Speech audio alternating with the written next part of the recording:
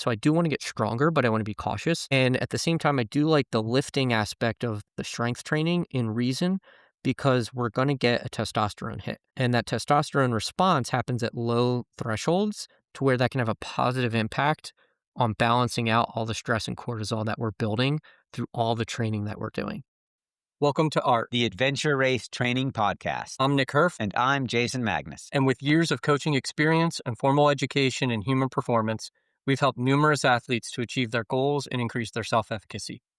My background comes from formal graduate level education, coaching a variety of collegiate teams and professional endurance athletes. My athletes range from everyday racers to NCAA All-Americans and multiple world record holders. And I'm the captain of Team Bend Racing. I've devoted the past 2.5 decades of my life to adventure racing, competing at the top level for over a decade. But I draw a lot of my coaching and training philosophy on my years as a top-level climbing, acrobatics, and highlining coach, essentially trying to minimize the learning curve on notoriously difficult sports. I've also coached a few world champions, so together, Nick and I have some great successes. Ultimately, we're here to share our knowledge and expertise with the community to help you prepare for your next big race. Our goal is that these conversations provide valuable insights to elevate your adventure. All right, let's get started.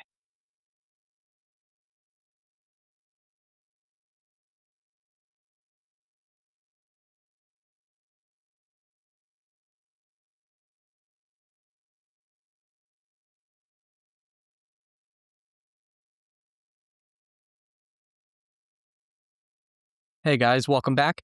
Jason and I are going to deep dive into strength training for endurance athletes.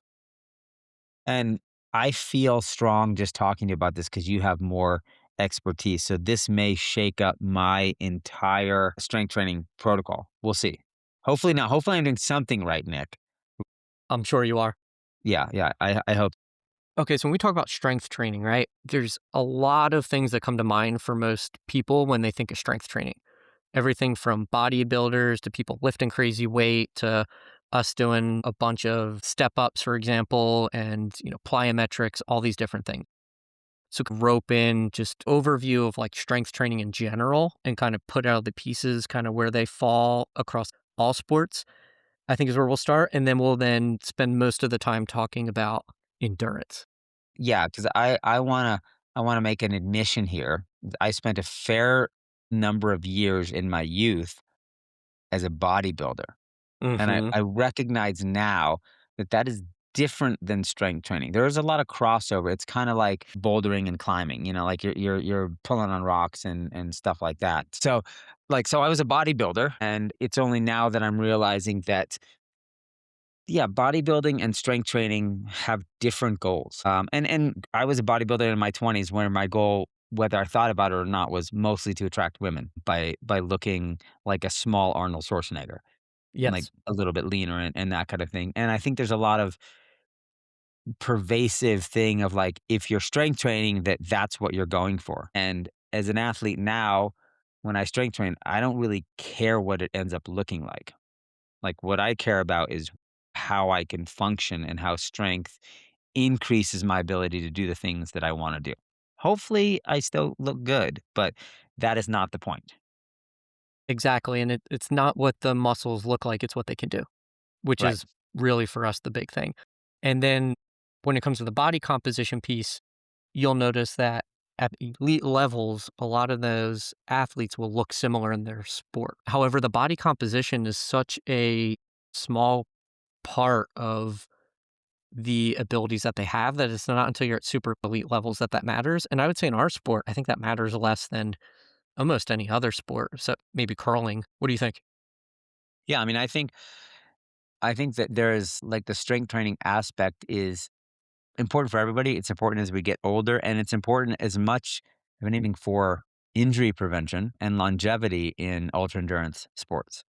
It can, as an elite athlete, it becomes important for performance, but for a lot of the mid or experiential racers, strength training is a lot about just being able to do this sport, without getting hurt. Because this is a crazy sport that we do when you're pushing this long and this hard in this varied terrain and that kind of thing. Exactly. The history of strength training comes, obviously had things in the Roman days and all that, but more kind of modern. is in the late 1890s to 1820s or so was kind of more like bodybuilding. People starting that bodybuilding phase and just kind of getting into lifting weights and they're getting stronger. And we're just generally having this reincarnation of performance as far as getting stronger in general. However, World War II, when that hit, all that stuff kind of went to the wayside. And then what we saw was in the 1950s in the Soviet Union, a huge amount of research just getting dumped into with these coaches training athletes and just really doing experiments, right? And you're talking about they're taking Yuri Verkhoshansky in the 1950s and 60s was the big name at the time. Then it went into Prilipin in the 70s to 80s. And over time, talking about 3-year long studies where they're taking 200 endurance runners full time. They're living, breathing, and doing this, eating all the stuff, controlling all these variables, sleeping, and their only job is to train. And then they'll do experiments on like which kind of periodization works better over 3 years. And then they can see huge differences. I mean, the level of studies that they were doing on both endurance training, but also in strength training and all across the board were just on a whole different level, right? And then you can also layer in the fact that there were all kinds of illegal substances used or now illegal substances, all that part. But a big thing to keep in mind is when we're looking at all the foundational stuff for strength and conditioning that's around today, almost all of it came from the Soviet Union and then propagated out from there and was adopted and spread out. And all of that research was used in certain contexts that may not be applicable now, where they were also used in populations of athletes that are not realistic to other athletes, whether it's from illegal substances that allow for different protocols, or if it's just the fact that very few athletes have the ability to recover and have the nutrition and the sleep and just the whole everything focused around that one thing, right? And so what came out of this is all different types of science and studies and everything else that's foundational. And so if we're going to go super simple, you kind of have a couple buckets of training that's going to lead to different adaptations. And so you really have muscular endurance, which is what we're generally most concerned about, which is can I do moderate intensity weight kind of stuff for lots and lots of reps and lots of periods of time, right? So can I hike up a mountain with a pack over and over and over stepping? You have hypertrophy, which is muscle building, right? So muscle growth. And so the protocols for all these are different. So for muscular endurance, you're generally looking at higher repetition stuff. We'll kind of talk more about that. The hypertrophy, you're looking at like moderate type of things, but you're looking at a lot of what's called time under tension. So a lot of muscle contraction. And when you contract your muscles, blood flow is occluded if it's heavy enough weight. And so they're doing like moderate weight for lots of periods of time. You're generally looking at 20 to 40 seconds per set of really controlling. You're having lots of muscle fiber damage. So you're going to end up splitting muscle fibers, creating more, making them swell and get bigger. And the whole process that happens metabolically is like the opposite, complete opposite of what we want with endurance training. We want this whole PGC1 alpha, just aerobic kind of stuff. They go a whole different way in bodybuilding and they stimulate that different. So the first thing is if you're wanting to get really, really good at AR, bodybuilding is not going to do it for you. There might be a tiny bit of benefits, if you don't lift at all and then you lift and do some bodybuilding stuff, you're probably going to see a little improvement, but bodybuilding is not the way to go. Right. Then, Well, you look yeah, really good at the finish line if you do make it across. One like, just as a funny story, the first Expedition Oregon we ever ran, there was a team of champion CrossFitters from Texas that came out. nice. So I hope they don't listen to this podcast, but they came out and, oh man, at the race check-in and all this stuff, they were like in matching tank tops. They were jacked. And people that didn't know any better were like, oh my God, those guys must be such good athletes and they're gonna crush us. If it would have been a CrossFit competition, they would have. But they did not make it past the first stage. And, like, we're just looking at them, they look gorgeous, like, everybody's like, "Oh my god." But, again, they had the more body they were made to lift heavy things repeatedly at high intensity and then rest. And so 12-hour Full trekking leg anaerobic. just yeah, yeah, full 12-hour trekking leg, they never made it, and that was it. Exactly. Yeah.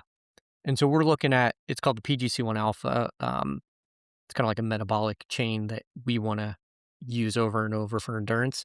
They're really using mTOR, which is the most contradictory type of metabolic pathway. And so, doing CrossFit, there's overlap, right? If you are a super fit CrossFitter, you're going to be more fit than somebody who's not really training much at all. However, you're going to be really, really good at going anaerobic, super high intensity, heavier weights, super high heart rate, lactate through the roof. That you're not going to be good at going at a slow to moderate effort for hours and days.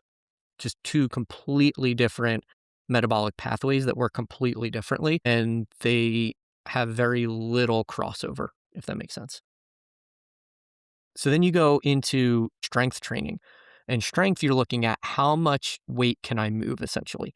So you're looking at super heavy weight, not a lot of reps, not a lot of recovery. And that's where you're really getting into powerlifting. Powerlifting is 1 rep max bench, squat, and deadlift. And how much can I move those things? And you're seeing really big people, but also people that are surprisingly not as big as you think. And when you're doing those, you're getting tons of testosterone release and you are getting a lot of recovery to be able to push kind of the phosphagen energy system over and over again. And the neat thing is with the top power lifters, right? Westside Barbell and all those kind of guys, they train 4 days a week and that's it. They lift 4 days a week. And 2 of those days are usually shorter days that are very explosive. And so that's very neurological in what it's doing.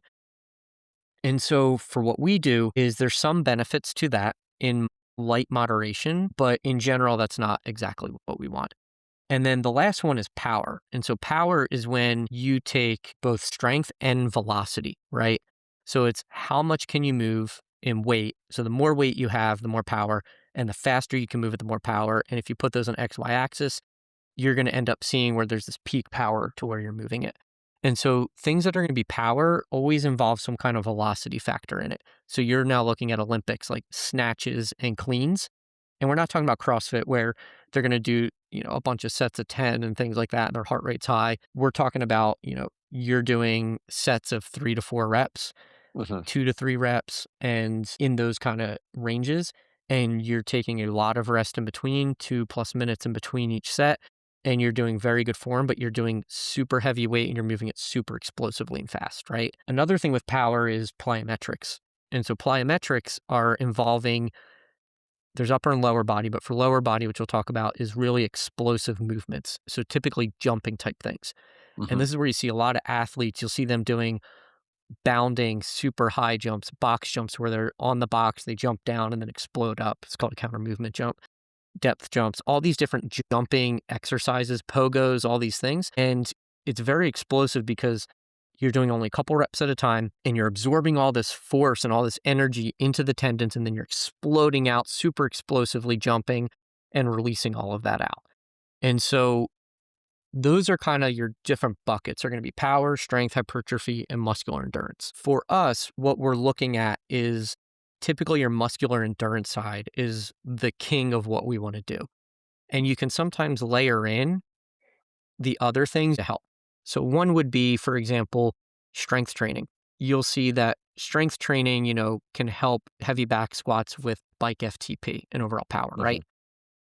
So there's certain ways you can do that. Others would be plyometrics that you'll hear come in, which we can kind of talk about and debate, and there's different sides on what that looks like. However, overall, these more higher reps in sense is what you want. So when we look at this and we're taking a look at lifting and doing all these things that we want to do and implement in general, kind of the way I found is I want to do a mix of some muscular endurance, but not too much volume because I'm already doing tons of volume and training, right? Running a Right. bunch of hours, doing a bunch of biking and stuff. So I do want to get stronger, but I want to be cautious. And at the same time, I do like the lifting aspect of the strength training in reason because we're going to get a testosterone hit. And that testosterone response happens at low thresholds to where that can have a positive impact on balancing out all the stress and cortisol that we're building through all the training that we're doing.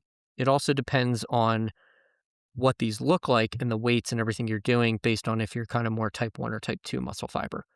Um, do you want to talk about type 1, type 2 muscle fiber for a Yeah, bit? so yeah, I mean, tell me as a, beginner, intermediate, adventure racer, is there an easy way for me to tell what muscle type I predominantly am?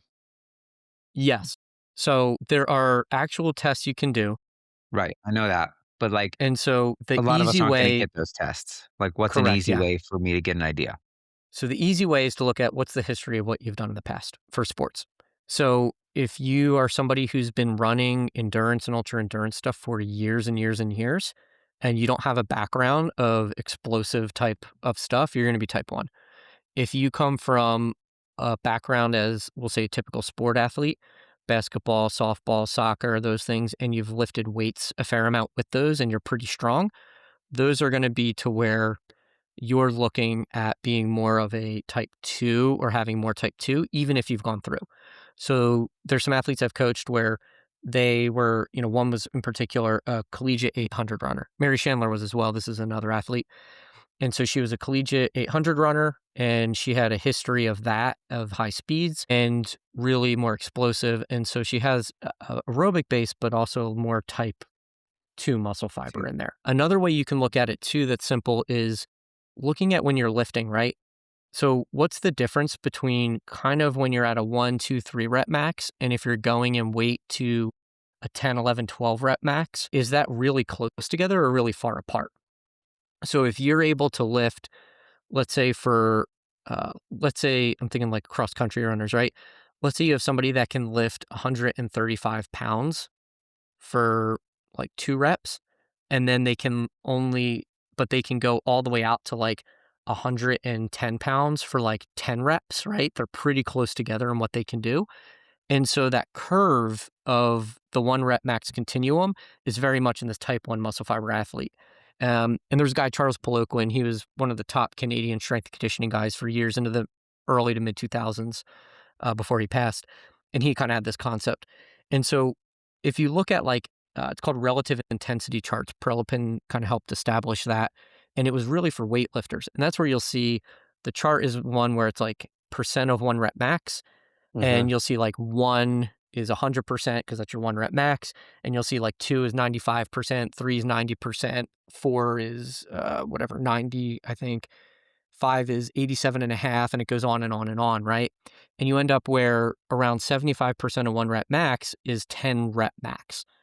However, that's for type 2 muscle fiber, Olympic weightlifting style athletes who are doing clean snatches, and it holds true for power lifters, right? So if you see that I kind of fall closer to that in what my rep maxes generally are, that's going to be more that type 2. And you need to train very different in a lot of aspects of endurance in this. If you're somebody where you're noticing that, and usually you're not as strong the more type 1 you are, but that's kind of, Hmm. there's differences because it's neurological. If you're somebody where you notice that your 10 rep max and your 1 rep max are a lot closer together, you'll see that with endurance athletes that are really type 1 muscle fiber, their 10 rep max is going to be around 90% of their 1 rep max and 92% of their 1 rep max. And so if you notice that my 10 rep max and my 1 rep max are, around 10% difference, that's going to be to where you're really more in that type 1 muscle fiber. And so then your body, it means your muscles are less strong in the traditional sense and a lot more endurance based. And when we talk about these, it's important that we're really talking about things like back squat is really the gold standard on it for what we do. You could do like a deadlift or trap bar deadlift, that'd be similar, but that lower body. We're not talking about calf raises. We're not talking about dumbbell step ups, and we're not talking about bicep curls because those are different sub Right. muscles and they'll have different muscle fiber typology. For example, and the calves are super endurance based. Well, and I would argue that so for a lot of this, the questions I want to ask you, we're gonna Hmm. make an assumption, right, that most of the audience listening to this and most endurance racers are more type 1. Like, that's a higher predominance, because especially a lot of people getting into AR are not coming necessarily from speed backgrounds. They're either getting into it later in life or as a more generalist, and in my mind, it's if I'm coaching somebody and I don't know for sure, right? The safer assumption for me as a coach or as somebody that's self-coaching myself is to train as if I'm more type 1. And, because some of those exercises like back squats, like heavy deadlifts, like if we're strength training closer to 1 rep maximums, right, then that is more form-based, more like you said, power based, like a lot has to go right as I'm getting heavier in those things. Whereas if I'm already planning on, go ahead, more reps and stuff like that, I can be a little safer. Correct, yeah, and with that, what the cool part is the testosterone threshold is at that 70 to 75% 1 rep max. So you're looking at for a lot of these athletes, right? If you have a type 1 muscle fiber athlete, if they're doing they can do all the way up to sets of like 10 and they're still getting that Yeah. release, which is great.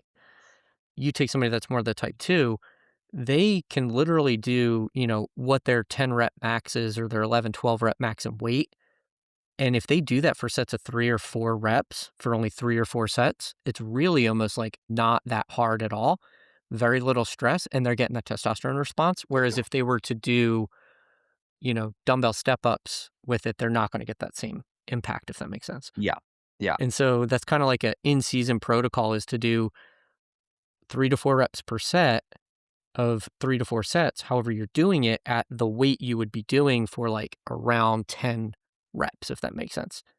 And now all of a sudden, and if you're doing that with a barbell on your back or something and you can do proper form without hurting yourself, that's kind of a trick that you really get the benefit of the neurological system and the endocrine system, but you're not spending a lot of time under tension. You're not really loading the muscles. You're not going to be sore.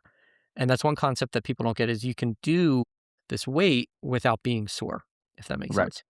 Right. And so as we kind of dial this in for the adventure racer here, because the reality is most ultra endurance athletes have a harder to convince to add strength training in because like we have a limited amount of time. If I'm getting 10 hours a week, 6 hours a week, whatever it is, that most of us are going to prioritize what we think is the most important, even though there's evidence to suggest that strength training actually can pay a pretty big dividend in small amounts. Huge. So what do you think say somebody's training 10 hours a week. Let's go even less, 8 hours a week. 8 hours a week is my training time, right? How much of that and how often? Well, I'll answer what I'm going doing, and you can basically be like, dude, Jason, you need to do more, right? So if I've got an 8 hour a week training block, what I'm generally trying to do is at least two to three times the strength training. Honestly, I'll say two because the reality is I like the endurance stuff more. I'm going to do two strength training sessions a week, and those are going to be about 30 minutes each. So about an hour of my training is going to be strength training. Nice. I do about 1 day a week for 30 minutes is what I do. Okay, so you do. So I can even do Yep. less. I got permission Which, from. Yeah. yeah, it doesn't include injury prevention like bands and those kind of things I do separate. No. Right. Okay, That's my cool. PT time. So and you just do once a week, and you're doing more kind of the strength or the strength endurance style training. So what I'll do is strength and endurance. I'll do the strength stuff first, and all I'm doing is something like the 3 to 4 reps, 3 to 4 sets. And this is because I used to lift weights all the time, especially, when I was doing the Army Ranger stuff and all that. We just did tons of it, and then in college soccer, we did tons. So it was like I have more of that type 2 fiber background, right? So super quick warm up.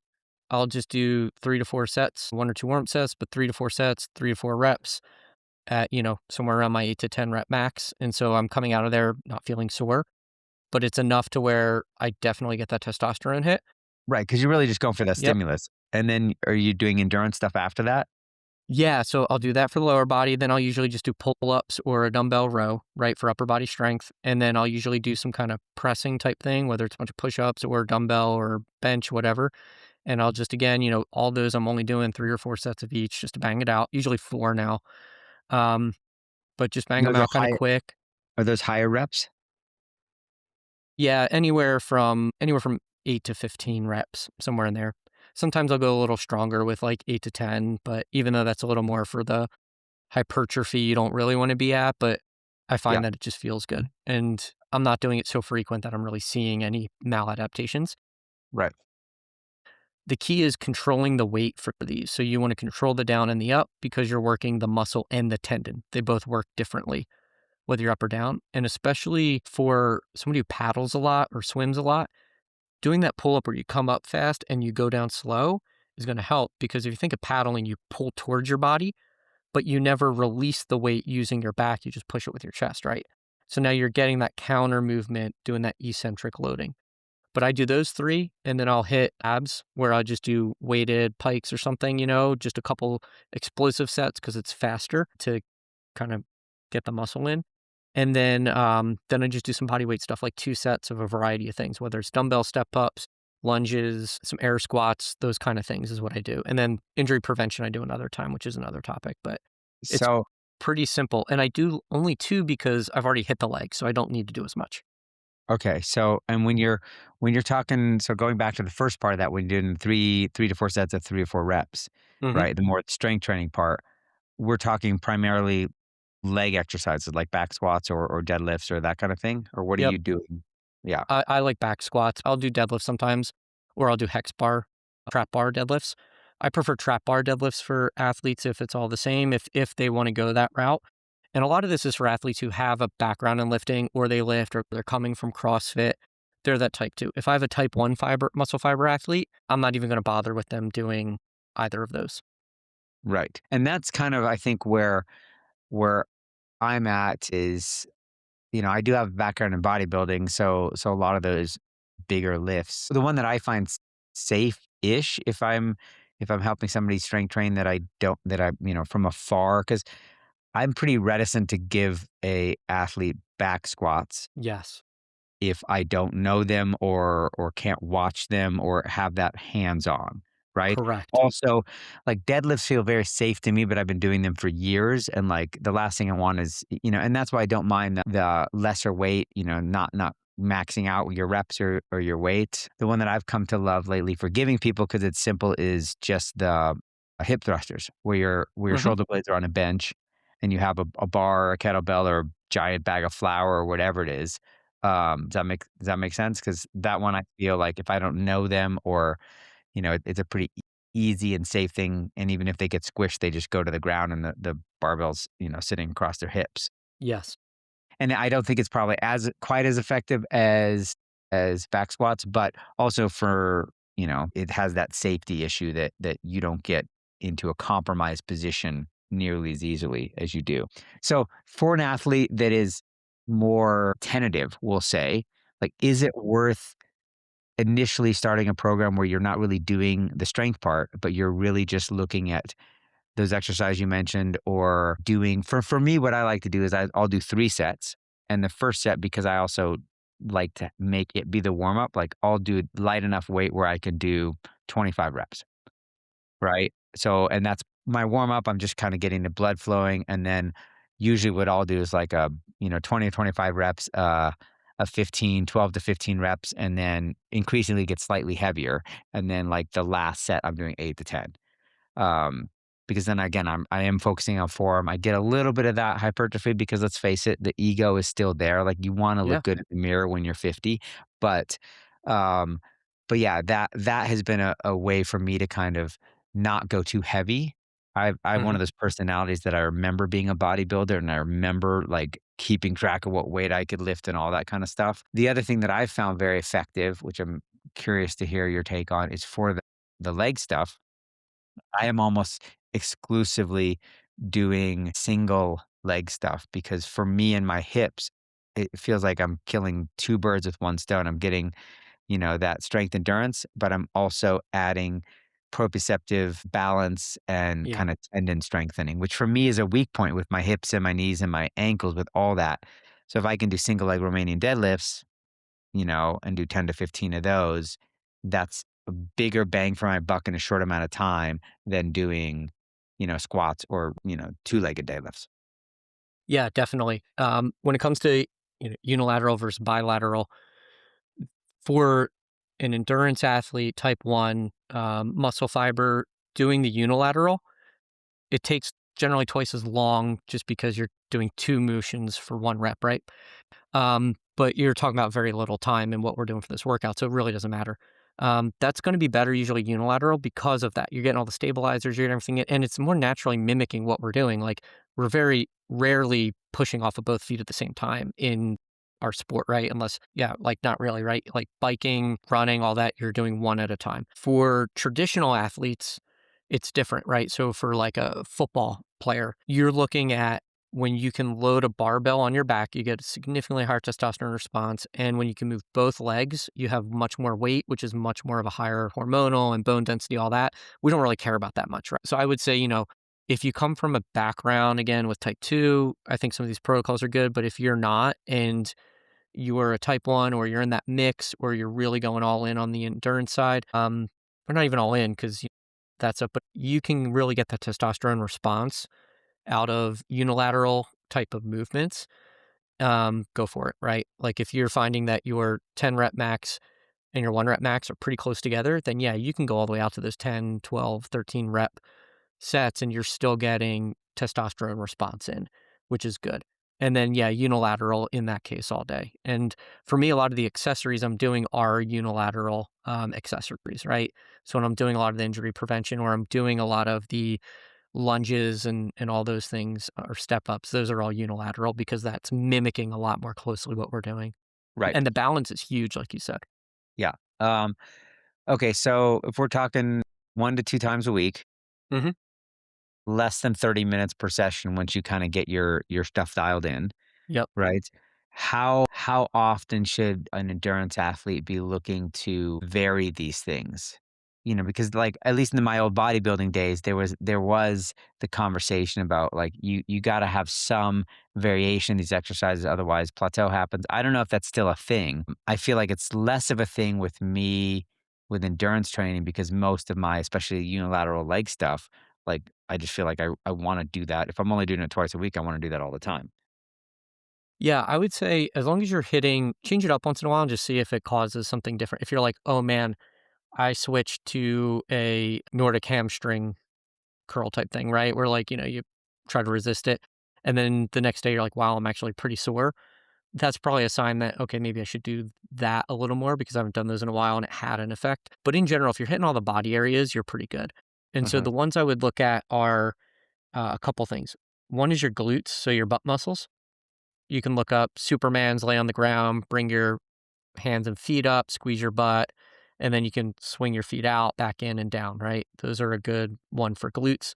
And these are more accessories. Glute med, which is usually banded side steps. That's kind of an injury prevention thing, but you want to get that lateral, and that's going to help a ton with hip and knee stability. Then you're going to want to make sure you get your quads, hamstrings, calves in. And then other injury prevention is really gonna be like ankle and foot strengthening type stuff, bands or picking things up, toe yoga. But if you're hitting your calves, hamstrings, quads, and then you're hitting your glutes and your outside glutes, I mean, for the lower body, you're pretty much hitting it all. You can do a little bit for like some of your inside adductors. So you have things called Copenhagen holds. Yep. Oh, I hate them. I love them and hate them. So, one of the fascinating things, like, this won't be applicable to everybody, but that was recently discovered and that has made my performance and my pain in training with my 2 artificial hips go forever is hip flexor strengthening. Like, I recently, you know, underwent some tests at my one of my coaches and physical therapists, and, like, there was a big discrepancy in the hip flexor strength side to side based on when my hip surgeries were, and, that's something I never would have thought of as, like, strength training my hip flexors, because I always thought I was trying to lengthen them and more glutes and doing all this work, and, so it's cool if you're having these issues, right? Like, to be able to have a professional like, we don't all get to live next to Nick or Rachel, who was our guest PT a while Yeah, back, but it is worth, like, that is money well spent, is if you're having imbalances or pain or struggles as you're getting older or recurring injuries, like, go to somebody that you trust, that is a athlete specific strength trainer, endurance specialist, PT, and have them look at your movements, because a lot of times strength training, just the strength training is great, but if we can really be specific about pushing up the things that need to be stronger or causing these imbalances, that's a huge win. A small amount of training goes a long way if it's applied to the right place with strength training. correct. Yeah. And you can even again start small. So you can do a 2 or 3 minute thing where you just do a bunch of air squats or single leg step ups or something. Just do a ton, like one set, as many as you can. And the same thing with lunges, as many as you can. And in 2 or 3 minutes, you bang out a ton of reps. And that is pretty effective too for if you're really time constrained. Is it going to hit all the body parts? No. Is it going to be the best thing? No. But I mean, you're going to get sore. You're going to get a little beat up at first. That soreness will go away as you do it more, and your legs are going to get a lot stronger. So just do it. And that's, coming back to we talk about this a lot on the podcast, the patterning, right? And creating a pattern that is minimal. Like I use the term minimal effective dosage a lot. Yes. Love it. If you go from where you are now to adding 20 minutes of strength training every week, whether that's 2 10-minute sessions, one 20-minute session, do that for a month. Like make a plan, don't vary it, and see what happens. Like, and a lot of us think we need to be in the gym. Like, I'm a huge fan for building something at your house with what you have. And maybe that's you go to the store and you get 2 kettlebells, right? A light one and a moderately heavy one. You can do goblet squats, you can do lunges, you can do single leg Romanian deadlifts. There's all these things, you know, that you can do. You can do curls, you can do tricep things. You can basically take 1 or 2 kettlebells and create in addition to body weight stuff, pull ups, push ups, all this stuff that is going to be effective for a very, very long time as long as you do it. So I really like that. And body weight exercises are great for AR, right? So doing a bunch of push-ups and doing a bunch of pull-ups and things, you don't need weight, especially for the upper body stuff, to really get a bunch of strength in for it. You know what I mean? You can use some bands and things. But I mean, we're paddling and we're carrying weight on our back. Our legs are what we really need strong, but the upper body and core needs to be strong or you're going to get injured. And it doesn't need to be to where you need to be benching and doing rows and all that stuff. They're beneficial, but yeah, like even body weight stuff is huge and you can get really good workouts and you can be a very top level effective endurance athlete with that.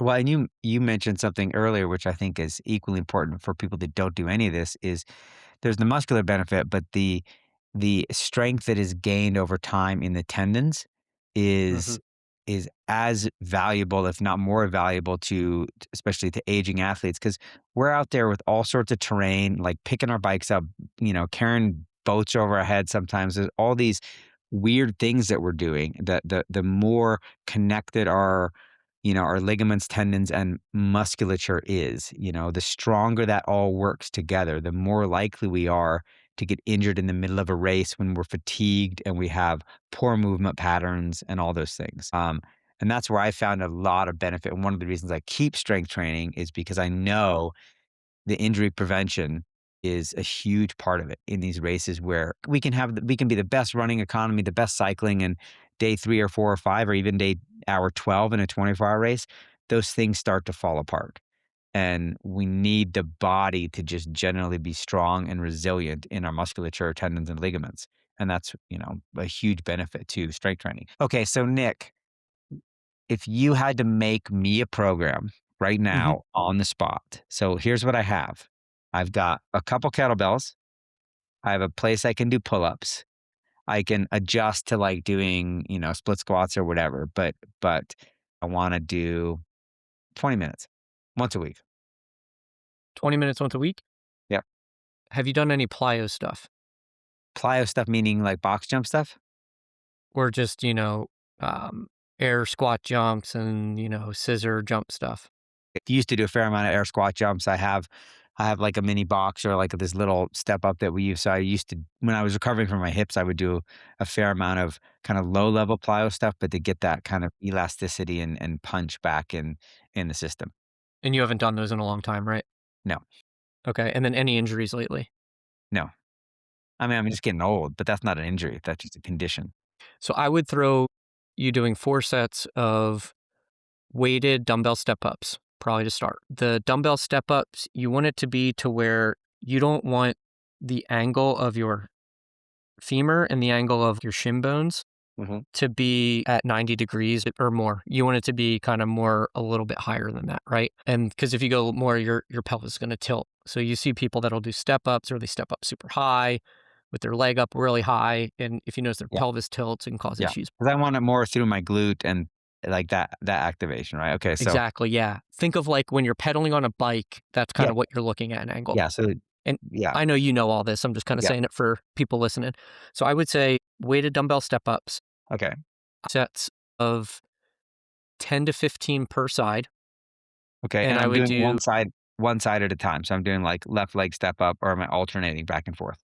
You can do either one. Doesn't really Okay. matter as long as you're doing 10 to 15 per side and the number of reps in a set. So you're doing, if you're alternating, it'll be 20 to 30 Yeah. total.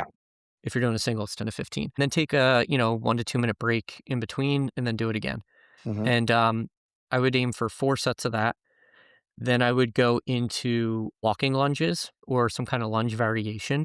Yep. And then I would do a glute exercise. So, we'll say prone on the ground like a Superman, but you're really focusing on that glute and then pushing out and back in. And then I would do banded side steps. Yep. And then I would do toe yoga or some kind of foot strength and banded strength. So I'd kind of mix that all together.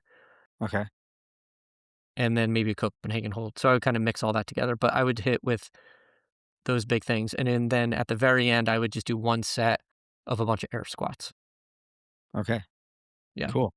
What about you? I mean, I think that's great. Now that I'm thinking about it, like, yeah, I don't know that I would be a very happy person if I could only do 20 minutes because like There's so much I stuff. do I compartmentalize it too. Like there's the days that I do like the strength and endurance, and then most days, we do some amount of what was the word you used? Basically like it's more like what I think of the functional stuff, right? It's Injury not really prevention is what I call it. yeah, it's Yeah, banded stuff. It's I have a whole mobility thing I do for my PT and, that kind of stuff. But yeah, like I like to separate. So when I do it now currently is if I have 2 days a week. So I really like the minimalist 1 day a week thing because that's something everybody should be able to approach, right? So I'm going to answer the question for somebody that doesn't have any equipment, right? perfect. So it doesn't have any equipment, but wants to start patterning strength training in. So I would go really simple: air squats, lunges. I would probably warm up with air squats, and then walking lunges are great. We just over Christmas break, we had an experiment where we tried to do 400 meters of lunges, like a My god, yeah. continuous 400-meter, and it was brutal. It's It like the was burpee mile.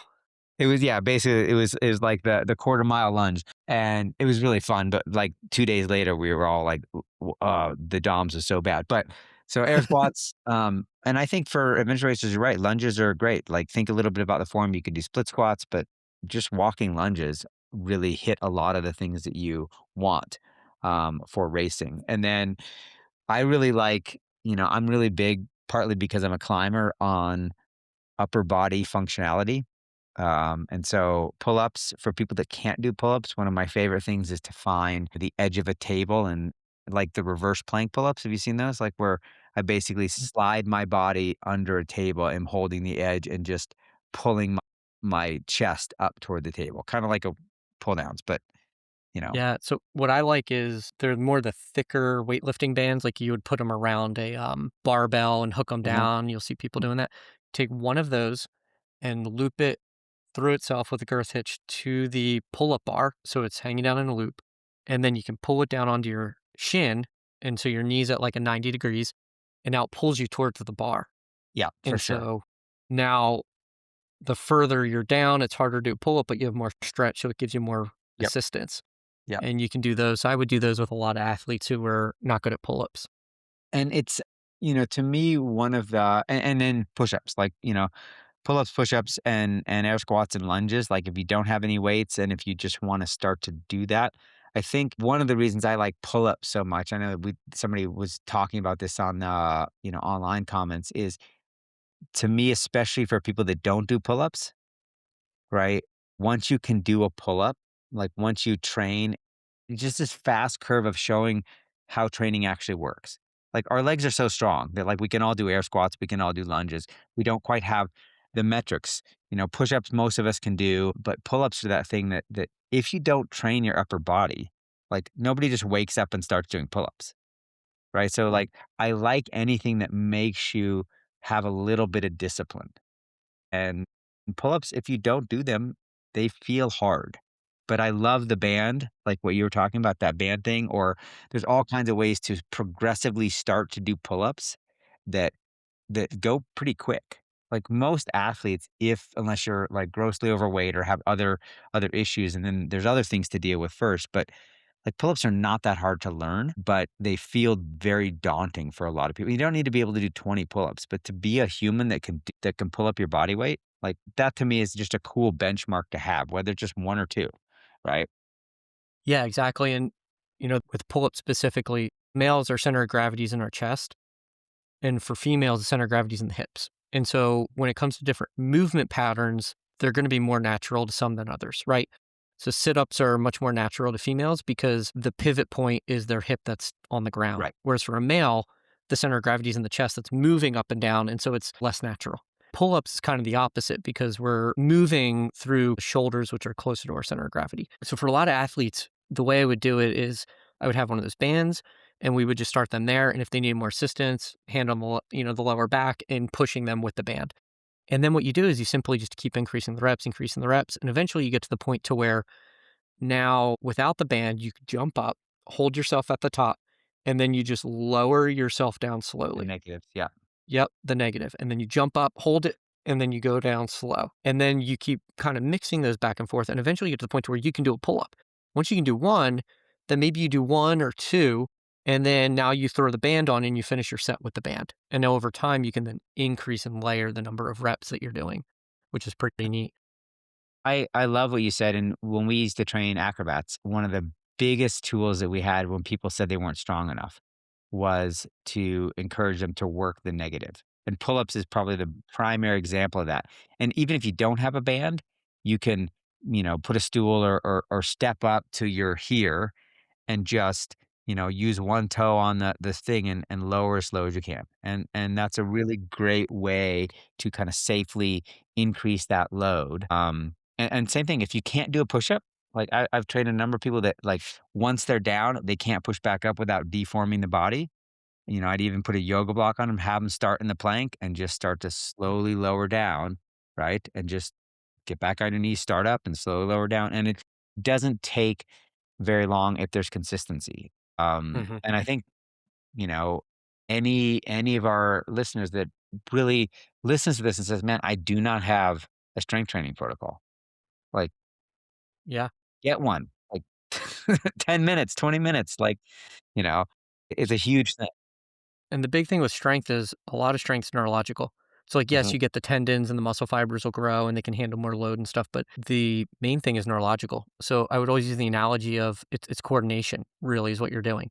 And so, you see a lot of gains really quickly after just doing a bunch of reps with good form of light weight, and then all of a sudden your strength just shoots up really quick, and then it kind of plateaus, and then it takes a while to get stronger and stronger and stronger. And so a lot of it's I'd use an analogy of like take like a 3-year-old trying to learn to throw a baseball.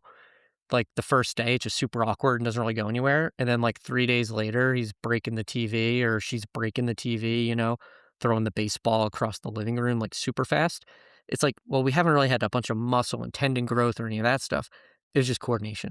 It's the same thing with weightlifting. Once you get a lot of quality reps in or quality push-ups, let's say for push-ups, you're doing push-ups on your knees. So that way it's simple, right? And it's at a weight or a resistance level that you can do with good form, do that good form and do a bunch of it over and over and over. And now you're going to start to get all that nervous system stuff out. And then you're going to then notice, okay, now I can start to do a regular one or most of a regular one. And maybe you mix between on your knees and not on your knees and you're building up from there. And so, reps are king when you're first starting out.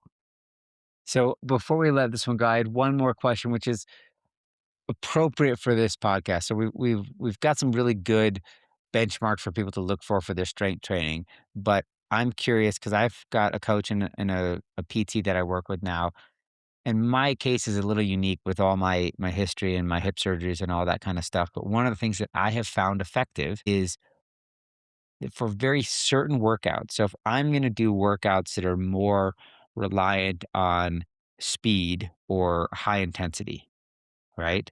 For me, one of the things that has helped in some of my firing patterns is to do some, I won't call it really strength training, but similar to strength training before I do my workout, right? So say I'm going to go out and do 400-meter sprints. It's my least favorite day in my entire year. Well, I, Hmm. I usually do it like once a month, but I'm going to do some 400-meter sprints um, I on love Monday. those, by the way.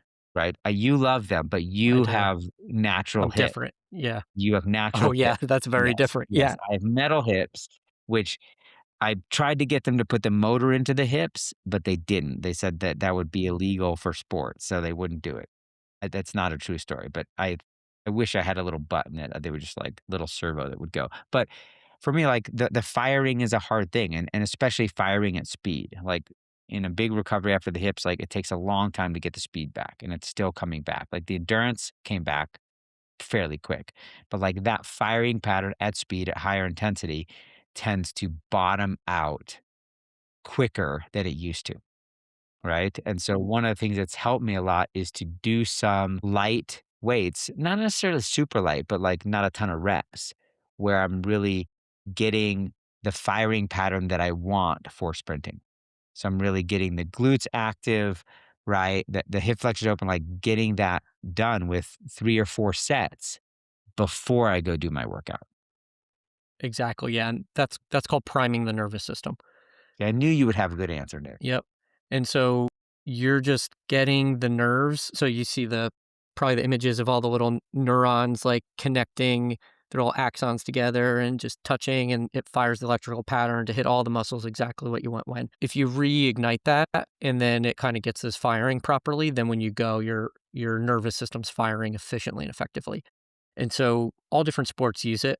And for running, you'll see a lot of runners that will do things like um, A skips and B skips and C skips and, little jump stuff and pogos. Those are just firing the nervous system, getting it ready for running. That's what that is. You'll see people do like banded side steps, especially with that IT band stuff. That's just getting the glute med firing and getting it working. So now when you run, it's activated and ready. So now it's going to fire when you're running. Whereas typically if you have IT band issues, you have weak glute meds for the most part, and they're not firing when you're running. They're not stabilizing the hip and the knee. And so, but just by doing those side steps after you've strengthened them, it gets it firing, right? So same thing for what you're doing. You're getting that nervous system ready and firing. For NFL teams, most of them are going to do some kind of priming the day before a game. And it's usually something super simple.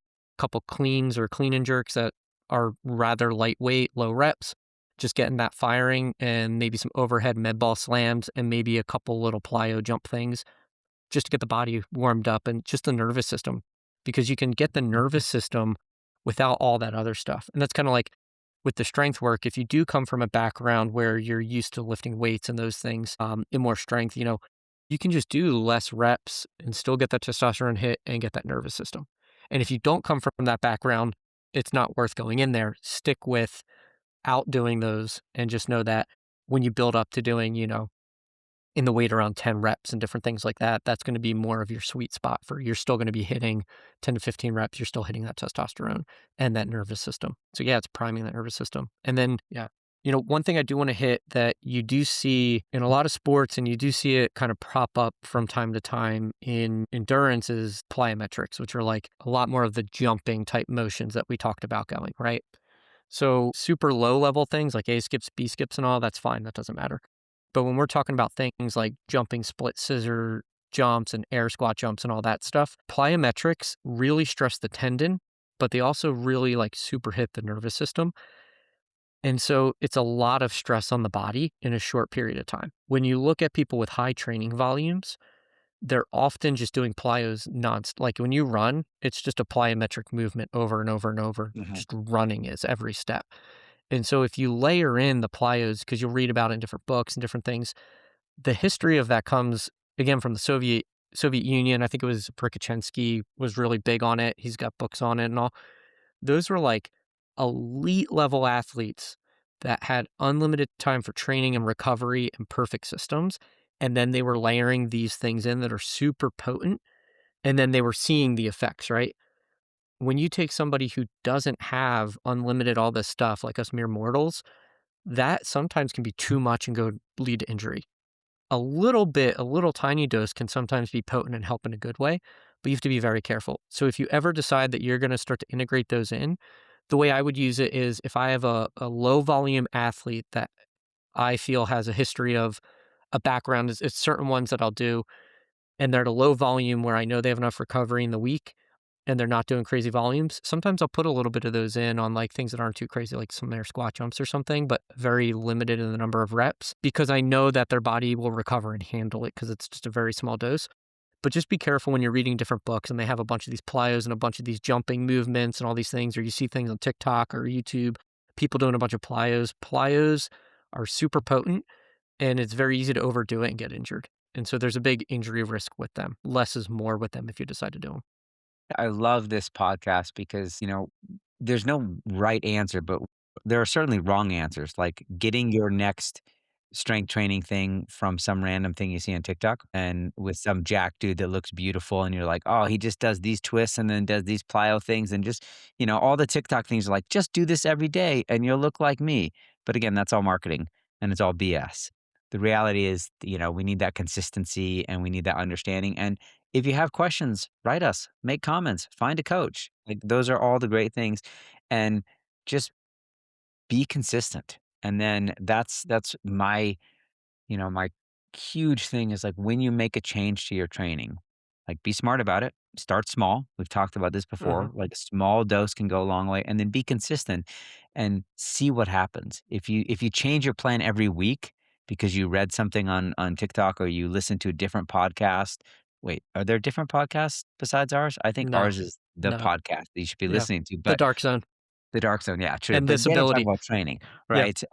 But yeah, do listen to the dark zone, but don't listen to so and so's training regimen and say like, "I need to do that." I did that as a bodybuilder. You look at the bodybuilder magazines and you'd be like, "Oh, Mike Metzger trains like this," or like, "This is Hulk Hogan's bicep workout," and you're like, "I have to do that." But like, I'm not Hulk Hogan or Arnold Schwarzenegger or Mike Metzger, all these like so you really wanna find a program that you can be consistent with and then do it for 4 weeks, 6 weeks, and then see if it's moving you in the right direction, and then adapt as you need to. And yeah, these are great tips. So I now am gonna sit down and like try some of these things you said and try it for a few weeks because I'm constantly trying to refine, but not too quickly, because I really do know how important these strength training things are and how simple they can be. And I think the biggest thing in talking to you that is a good reinforcement is that as an endurance athlete, we don't need to think of strength training as like we might imagine it, like we got to go in and hit the gym and work out really hard and exhaust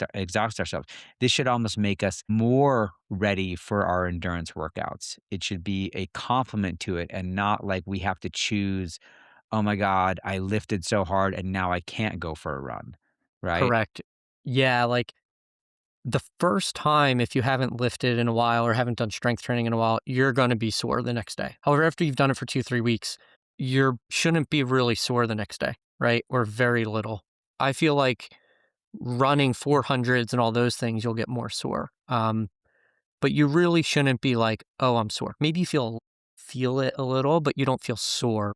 And if you do feel sore, don't do speed work the next day, right? Like if your body's sore, especially your legs are sore, you need to take it easy until you're not sore because your risk of pulling a hammy or something is way high. But yeah, Cool. I Okay. love That's this. it for me. I got to go. Same. I'll see you. All right. So Thanks, man. Talk take to you care. soon. Bye. All right. Cheers.